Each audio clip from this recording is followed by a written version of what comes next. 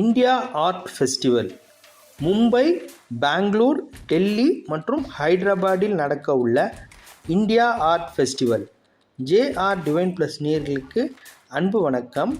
இன்றைக்கி நம்ம சேனலில் ஈவெண்ட் அப்படின்ற தலைமையில் பார்க்க போகிறது இந்தியா ஆர்ட் ஃபெஸ்டிவல். ஓவியங்கள் பல வகைகள் உண்டு. ஓவியங்களுக்கு உண்டான சந்தை மதிப்பு அப்படின்றது மிக அதிகம்.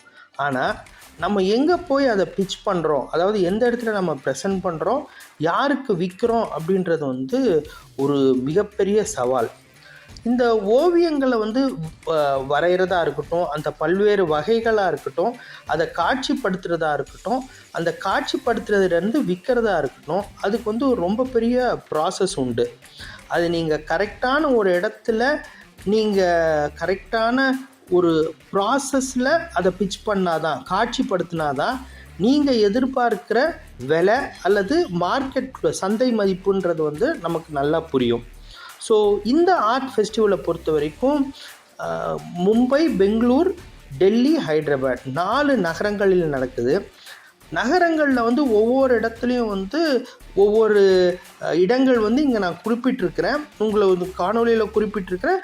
உங்களுக்கு அதை பற்றி மேலும் தகவல் தேணுன்னா என்னை தனிப்பட்ட முறையில் நம்ம கொடுக்கலாம். உதாரணத்துக்கு டெல்லி அப்படின்னும் பட்சத்தில் constitution club of India, Mumbai அப்படின்னு பார்த்தீங்க அப்படின்னா Nehru centre, India art festival Nehru centre. ஹைதராபாடை பொறுத்த வரைக்கும் கிங்ஸ் கிரவுண்ட் கன்வென்ஷன், பெங்களூரை பொறுத்த வரைக்கும் பேலஸ் கிரவுண்ட்ஸ். இதில் ஒவ்வொருத்தங்களையும் அவங்க பூத்து எப்படி காட்சிப்படுத்தியிருக்காங்க அப்படின்னா ஸ்கொயர் மீட்டரில் கனெக்ட் பண்ணியிருக்கிறாங்க. அதாவது நம்ம அவங்க அந்த இடத்துல அந்த ஸ்கொயர் மீட்டரை பொறுத்த வரைக்கும் நமக்கு டிஸ்பிளே பேனல்ஸ் மாதிரி கொடுத்துருவாங்க. அந்த பேனல்ஸில் சைஸ் வாரியாக நம்ம அதை காட்சிப்படுத்தலாம்.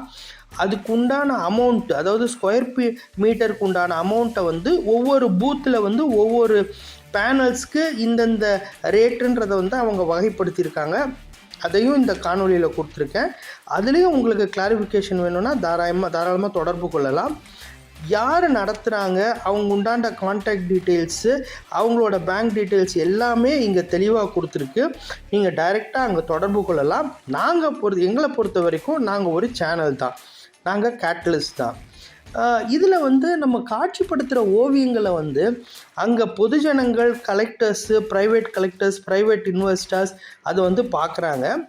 பார்த்துட்டு அவங்க அதுக்குண்டான விலையை நம்மக்கிட்ட அணுகுனாங்க அப்படின்னா நம்ம விற்கலாம், வாங்கலாம். அதுக்குண்டான வகைப்படுத்தலும் முறைகளையும் இங்கே நம்ம கொடுத்துருக்குறாங்க.